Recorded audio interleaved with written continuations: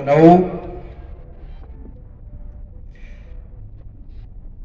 የልጁ ስም ማን ነው ይላል። የልጁ ስም ማን ነው? መጽሐፈ ምሳሌ ምዕራፍ 30 ቁጥር 4 እስከ 6 ያለውን ቃል በጥቂቱ እግዚአብሔር እንደፈቀደ እኔ ቆሜ እናንተ ተቀምጣችሁ ልዑል አምላክ እግዚአብሔር ያስተምረናል። በዚህ ርዕስ ነው የምንማማረው። እስቲ ቃሉን ከኔ ጋር በሉ። የልጁ ስም ማን ነው? ይህ ቃል እንዲህ ብሎ ነው ጥያቄውን የሚጀምረው። ወደ ሰማይ ወጣ የወረደስ ማን ነው?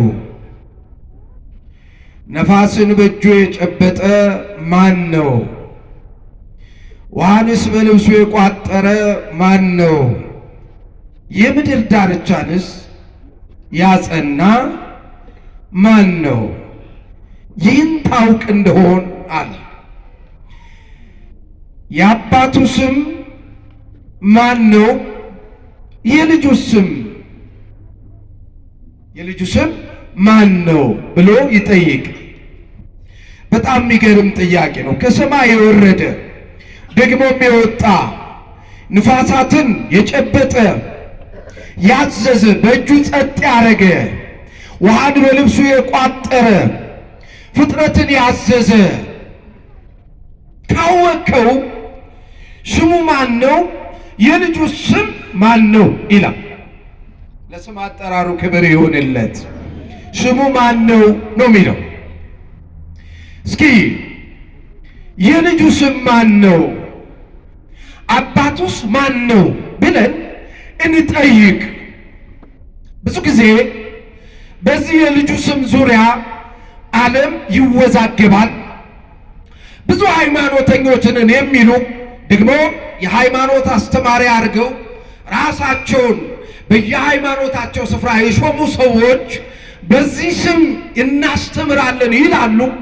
ደግሞ በዚህ ስም ሲቀልዱ ይኖራሉ። ግን ነው ወይ? የዚህ ስም ክብር ምንድን ነው? ይሄ ስም ማን ነው?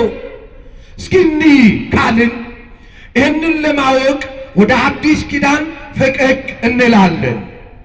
ወደ አዲስ ኪዳን ፈቀቅ ስንል የመጀመሪያው ወንጌላዊ ዮሐንስ ማቴዎስ በምዕራፍ 3 ላይ ቁጥር 17 ላይ እንዲህ የሚል ቃል ታነባላችሁ።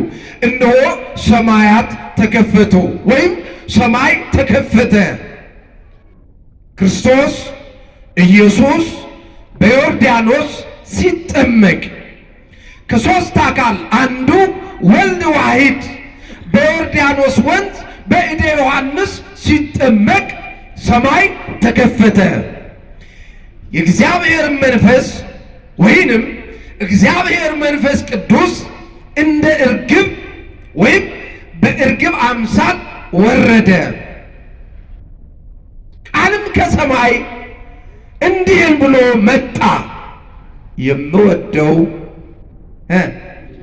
ልጄ ይህ ነውና እሱን ምን በሉ ስሙት። ክብር ምስጋና ለስም አጠራሩ ይሁንና የምወልደው ልጄ እሱ ነውና እሱን ስሙት የሚል ድምፅ ከሰማይ መጣ። አብ በደመና ወልድ በአካል በፍጹም ተዋህዶ ቃል ሥጋ ሆኖ ከሁለት አካል አንድ አካል ከሁለት ባህሪ አንድ ባህሪ ፍጹም ሰው ፍጹም አምላክ ተብሎ በዮርዳኖስ ሲጠመቅ መንፈስ ቅዱስ ደግሞ እንደ እርግብ ሆኖ በእሱ ላይ መጥቶ የባህሪ ሕይወቱ ሲያርፍበት አይተናል። ምስጢረ ሥላሴን በማየ ዮርዳኖስ አይተናል። ምስጢሩን የገለጠልን አምላክ በአንድነቱ በሦስትነቱ ክብር ምስጋና ለስም አጠራሩ ይሁንለት።